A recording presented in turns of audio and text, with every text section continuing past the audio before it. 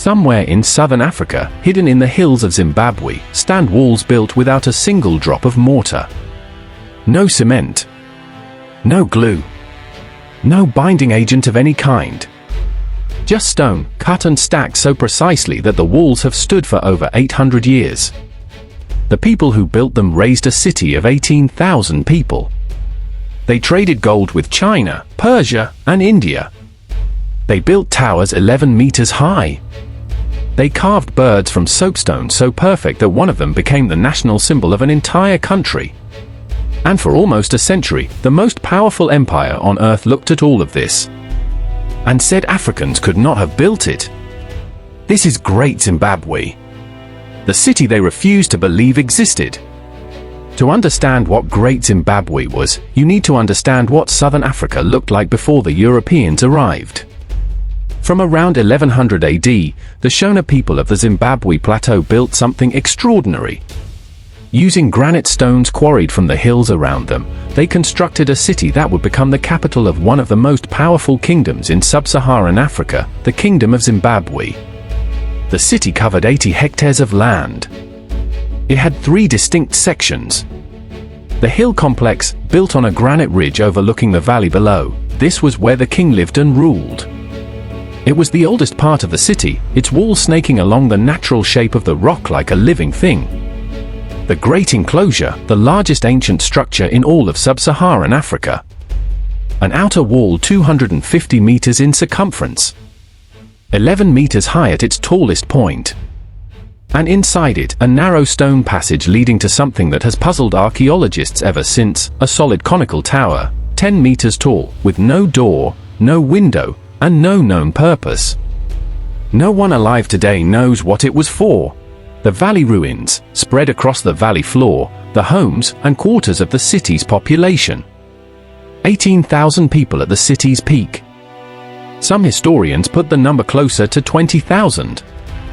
And all of it, every wall, every passage, every tower, built using a technique called dry stone construction. Stones fitted together with such precision that no mortar was needed. Not because the builders did not know about mortar, but because they did not need it. The walls have stood for 8 centuries. Great Zimbabwe did not become great by accident. Its location was everything. Sitting at the heart of the Zimbabwe plateau, the city controlled the trade routes between the gold fields of the interior and the trading ports on the Indian Ocean coast. Gold, ivory, and copper flowed outward. Cloth from India, porcelain from China, glass beads from Persia flowed inward. Archaeologists have found Chinese porcelain, Persian glassware, and Indian cloth buried in the ruins of Great Zimbabwe. Evidence of a trading network that stretched across the entire Indian Ocean, centuries before any European ship rounded the Cape of Good Hope. At its peak in the 14th century, Great Zimbabwe was one of the wealthiest cities in the world. The king who ruled here controlled an empire. He decided who could trade and who could not. He taxed the gold that passed through his city. He kept a court of hundreds, advisors, warriors, priests, craftsmen. He kept cattle, thousands of them, because in the Shona world, cattle was wealth made visible. And then, sometime around 1420 to 1450, the city was abandoned. Not conquered. Not burned. Not destroyed by war. Simply left. The people walked away. They moved north and west, founding new capitals, new kingdoms, carrying their stone-building tradition with them. Why they left is still debated. The most accepted theory is that the surrounding land could no longer support a population of 20,000 people. The soil was exhausted. The forests had been stripped for firewood. The gold trade had shifted to new routes. So they left. And the city stood empty in the hills for 4 centuries. Silent. Waiting. In 1871, a German geologist named Karl Morch stumbled upon the ruins. He stood before walls 11 meters high, built without mortar, stretching across 80 hectares of African hillside, and his first instinct was not wonder. It was denial. Morch sniffed a wooden lintel in the ruins. He decided, based on the smell, that it must be Lebanese cedar wood. And if it was Lebanese cedar, that meant Phoenicians must have built this city. Because in Mort's worldview, and in the worldview of almost every European scholar of his era, Africans were simply not capable of building something this advanced. He was wrong about the wood. Later tests confirmed it was local timber. But the lie had already been planted. Word spread through colonial circles. Great Zimbabwe became the subject of wild speculation. It was the palace of the Queen of Sheba. It was King Solomon's mines. It was built by ancient Egyptians, by shipwrecked Vikings, by the mythological inhabitants of Atlantis. Every theory had one thing in common. None of them allowed for the possibility that Africans had built it. Then Cecil Rhodes arrived. Rhodes, the British mining magnate who carved out an entire country for himself and named it after his own name, Rhodesia, took control of the Great Zimbabwe ruins in 1891 when they fell within the territory of his British South Africa Company. He hired an archaeologist named Theodore Bent to excavate the site. Bent's instructions, explicit or implied, were clear. Find evidence that this city was built by someone other than Africans. Bent spent months digging. He found pottery, iron tools, gold working equipment, spearheads, all of it identical to objects used by the local Shona people. Every artifact screamed indigenous origin. He ignored all of it. Instead, he declared, based on almost no credible evidence, that the ruins were built by Phoenicians, ancient seafarers from the Mediterranean, who had long since abandoned the site, after which Africans had merely moved in. The colonial government of Rhodesia turned this false conclusion into official policy. It became illegal to publicly claim that Africans had built Great Zimbabwe. Let that land for a moment. A government made it against the law to tell the truth about who built a city. Archaeologists who disagreed were silenced. Publications that challenged the official narrative were suppressed.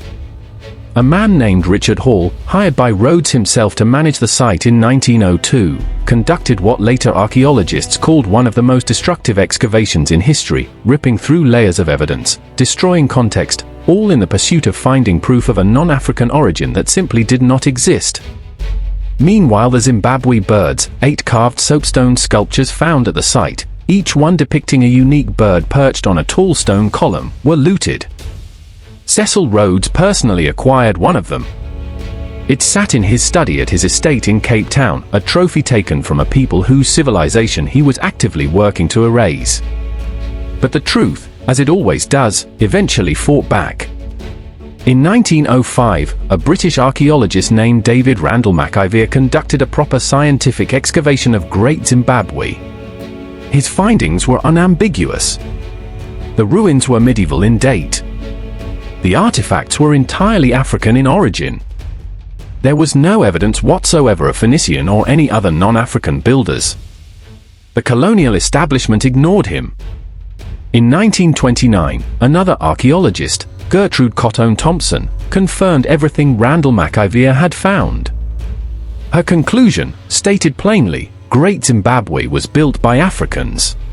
The colonial establishment attacked her credibility.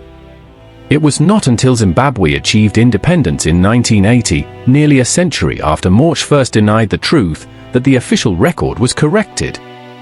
The new nation named itself after the city its ancestors had built. The Zimbabwe bird, recovered from Rhodes's estate, became the centerpiece of the national flag, the national emblem, the national currency.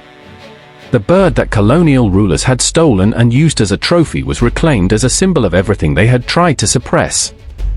Today, the ruins of Great Zimbabwe stand as a UNESCO World Heritage Site. Tourists walk the narrow stone passages. They stand beneath the walls that have survived 8 centuries without mortar. They photograph the conical tower whose purpose still no one fully understands. And the questions that have always surrounded this place remain unanswered. Why was the tower built? What happened inside the great enclosure? Why exactly did 18,000 people decide to leave? Where did they go? What did they take with them? Great Zimbabwe is still giving up its secret slowly, reluctantly, one careful excavation at a time. But the biggest secret, the one that colonial rulers spent a century trying to bury, was never really a secret at all.